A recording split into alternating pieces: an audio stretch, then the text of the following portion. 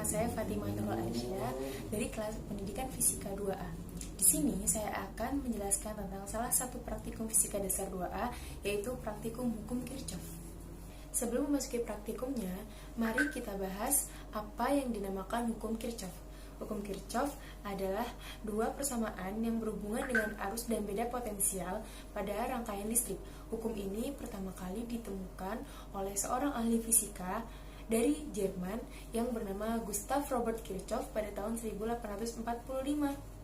Hukum Kirchhoff 1 dikenal sebagai hukum percabangan karena hukum ini memenuhi kekekalan muatan. Hukum ini diperlukan untuk rangkaian yang multisimpal yang mengandung titik-titik percabangan ketika arus mulai terbagi. Pada keadaan tunak, tidak ada akumulasi muatan listrik pada setiap titik dalam rangkaian. Dengan demikian, jumlah muatan yang masuk di dalam setiap titik akan meninggalkan titik tersebut dengan jumlah yang sama. Jadi, hukum Kirchhoff 1 ketika arus listrik yang masuk dengan arus listrik yang keluar itu sama. Nah, rumusnya itu dikenal sigma I masuk sama dengan sigma I keluar. Nah, sekarang kita akan membahas tentang hukum Kirchhoff 2. Hukum Kirchhoff 2 menyatakan bahwa pada setiap rangkaian tertutup, jumlah beda potensialnya harus sama dengan 0. Hukum Kirchhoff 2 juga sering disebut dengan hukum simpal atau loop rule, karena pada kenyataannya, beda potensial di antara dua titik percabangan dalam satu rangkaian pada keadaan tunak adalah konstan. Hukum Kirchhoff 2 ini merupakan bukti adanya hukum konservasi energi. Jika kita memiliki suatu muatan Q pada sembarang titik dengan potensial V, dengan demikian energi yang dimiliki oleh muatan tersebut adalah QV.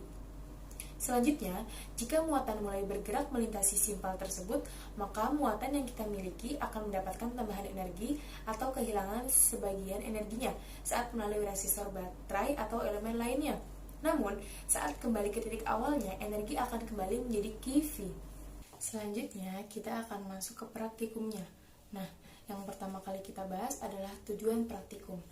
Tujuan utama praktikum hukum Kirchhoff ini selain mempelajari dan menganalisis rangkaian arus listrik pada hukum Kirchhoff, kita juga mengidentifikasi hal yang terjadi apabila nilai tegangan arus listrik tersebut dinaikkan. Sebelum kita masuk ke alat dan bahan, kita cari dulu hipotesis dalam praktikum Kirchhoff ini. Yang pertama, yang saya pahami, hipotesis pada praktikum ini yang pertama adalah nilai pada perhitungan hukum Kirchhoff lebih akurat daripada nilai yang tertera pada ampermeter. Kenapa?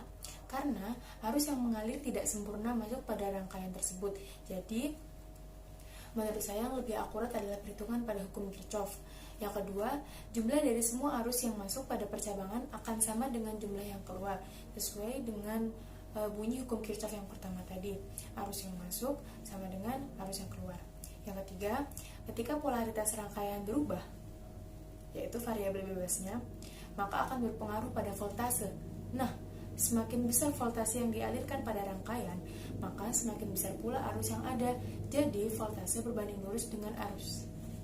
Variabel bebasnya kita menggunakan dua percobaan. Yang pertama, pada percobaan pertama kita akan menggunakan polaritas normal.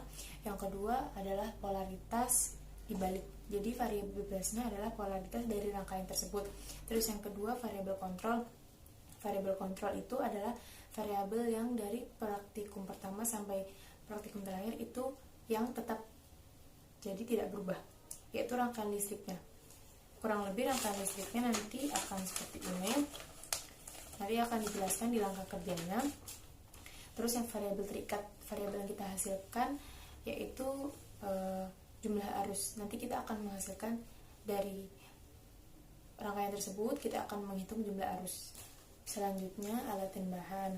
Alat dan bahan yang kita gunakan yang pertama adalah catu daya. Catu daya di sini berfungsi sebagai sumber tegangan. Yang kedua, ada project board. Project board di sini kita gunakan sebagai tempat kita merangkai rangkaian tersebut. Yang ketiga, ada saklar. Saklar di sini berfungsi untuk menyalakan dan mematikan rangkaian. Terus yang kelima, ada resistor.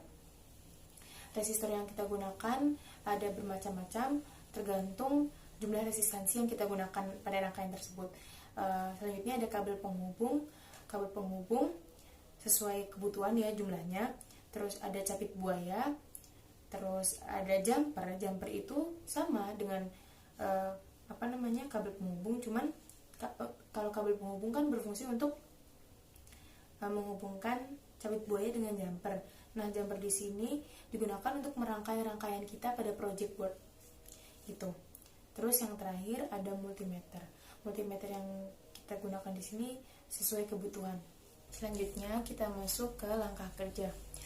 Langkah kerja yang pertama yaitu siapkan alat dan bahan yang digunakan.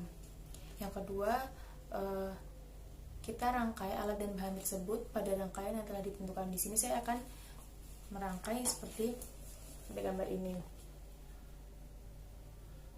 Rangkaian yang sudah ditentukan. Nah, selanjutnya kan kita sudah merangkai alat-alat tadi. Kita merangkainya di project board kan. Habis itu kita sambungkan setiap resistornya, kita hubungkan dengan multimeter, dan ada yang dihubungkan dengan catu daya. Kita menggunakan 3 multimeter. Fungsinya apa? Agar tidak merubah perhitungan yang ada pada multimeter tersebut. Terus ketika rangkaian sudah dinyalakan, setiap arus yang melewati resistor tersebut dicatat. Pada percobaan yang pertama, kita menggunakan polaritas normal. Nah, ulangi langkah tersebut selama 3 kali. Dan percobaan yang kedua dengan polaritas terbalik.